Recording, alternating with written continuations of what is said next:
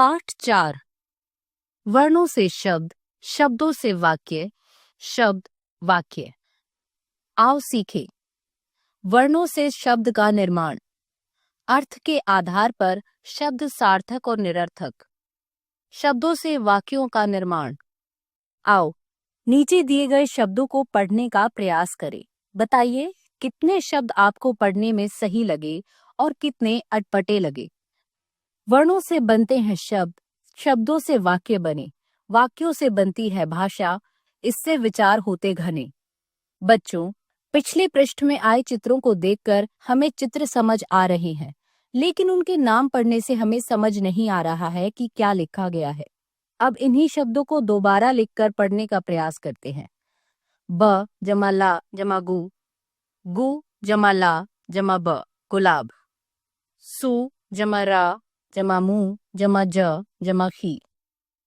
सु जमा रा जमा ज जमा मु जमा खी सूरजमुखी। ता जमा ब जमा की जमा ता जमा ब किताब। मा जमा रू जमा ड जमा मा जमा रू डमरू। अब आपने देखा वर्णों के सार्थक मेल से अर्थ देने वाले शब्द बन गए हैं। इस प्रकार वर्णों के सार्थक मेल को ही शब्द कहते हैं। यह भाषा की सबसे छोटी सार्थक इकाई है।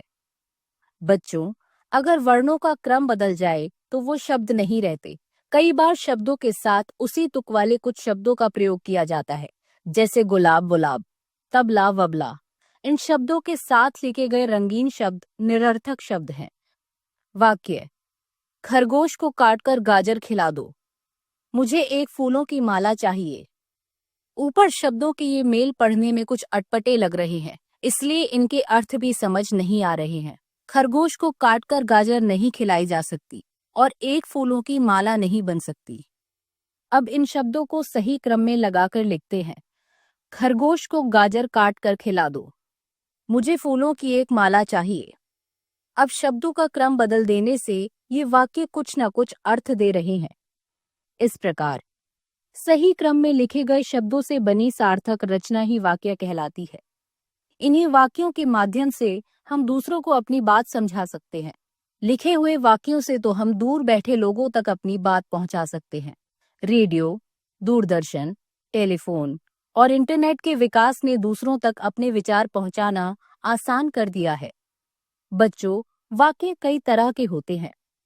कभी कभी तो एक अक्षर भी वाक्य का काम करते हैं, जैसे हाँ, नहीं, ठीक आदि। कभी कभी दो शब्दों से भी वाक्य बनते हैं, जैसे जी हाँ, क्यों नहीं। कई बार एक ही वाक्य में एक से अधिक बातें कही जाती हैं। आओ दोहराएं। वर्णों के सार्थक मेल से शब्द बनते हैं। शब्दों के सार्थक मेल से वाक्य बनते हैं। निरर्थक शब्द असल में शब्द ना होकर सार्थक शब्दों के साथ जुड़ने वाले शब्द होते हैं।